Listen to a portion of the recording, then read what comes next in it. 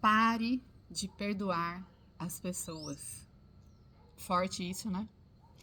Mas eu vou explicar para vocês o que significa isso.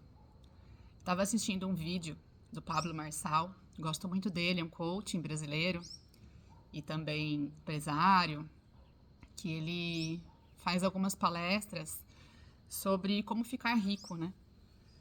E ele fala muito de Deus. E ele contou uma passagem de 2 monges que dizia o seguinte: os monges, eles têm um voto celibatário e eles não podem tocar em mulheres, por respeito e para não dar também nenhum falatório de que o monge se corrompeu e se envolveu emocionalmente com uma mulher. Lá no passado mais remoto, né, os antigos sacerdotes, mesmo dentro da curanderia andina e as sacerdotisas, eles não podiam se relacionar amorosamente com as pessoas. Porque é falado que quando a gente envolve o nosso coração, a nossa razão deixa de atuar. E esses monges foram caminhando, né, numa peregrinação, e no meio do caminho viram uma mulher querendo atravessar um rio e ela não conseguia, estava desesperada.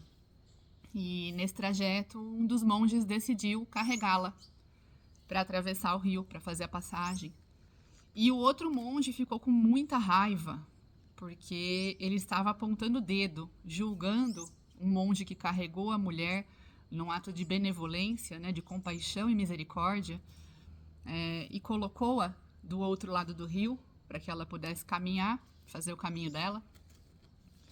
E esse outro monge com raiva passou o resto do dia falando incessantemente para o monge que carregou a mulher: você errou, você carregou a mulher, você errou, você carregou a mulher, você errou, você carregou a mulher, você não pode carregar mulheres. E o monge que carregou, bico fechado. E de noite foram dormir. E o monge que carregou acordou de madrugada com o outro que estava repleto de raiva, fúria e rancor, julgamentos, chacoalhando ele e dizendo: você errou, você carregou a mulher, você não é um monge, você não pode mais ser monge. E aí o monge, muito sábio, que carregou a mulher, respondeu para ele: eu carreguei a mulher na travessia do rio e você continua carregando até agora. Moral da história: pare de perdoar pessoas.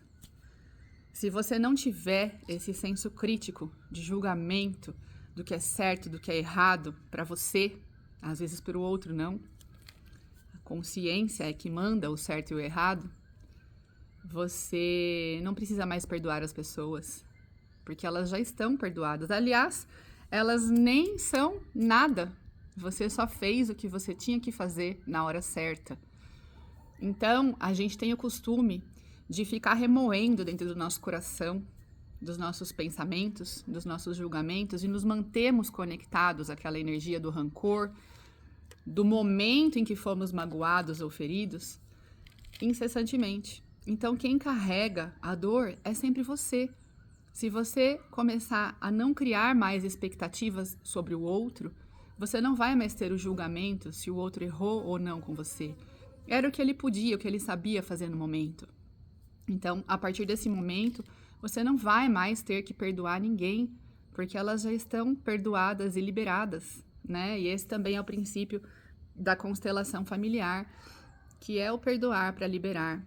Somos nós que carregamos esse ninho de ódio, de fel dentro de nós quando não perdoamos alguém ou quando colocamos nossas expectativas em alguém.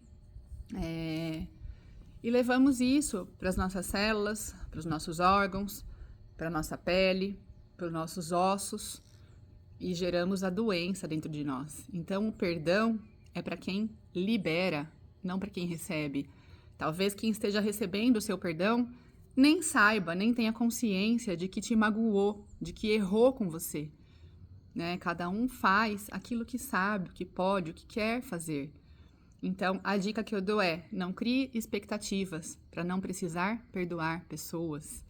Né? Enquanto você estiver aí no modo julgamento, você vai adoecer, você vai colher os féus